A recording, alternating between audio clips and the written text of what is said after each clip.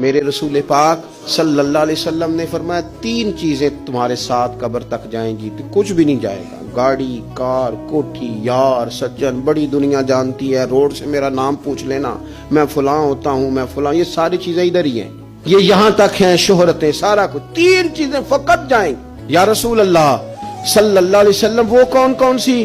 تو نبی پاک صلی اللہ تعالی علیہ وسلم نے فرمایا ایک علم نافع، اپنے علم سے کسی کو فائدہ دے جاؤ، اور دوسرا فرمایا نیک اولاد جو تمہارے پیچھے دعائیں کرے گی، اور تیسرا فرمایا صدقہ جاریہ، کوئی ایسا کام کر جاؤ جو تمہارے پیچھے جاری رہے، جس کا سلسلہ بنتا ہی رہے، جس کی بات ہوتی ہی رہے.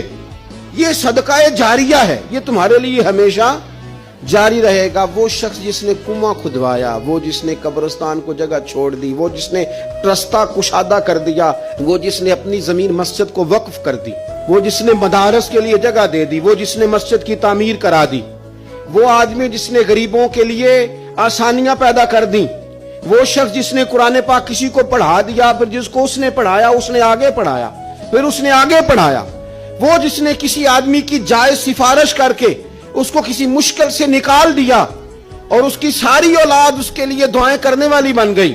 کوئی صدقہ جاریہ زندگی میں کر جاؤ، تم چلے بھی جاؤ گے تو تمہارا وہ سلسلہ ہمیشہ جاری رہے گا.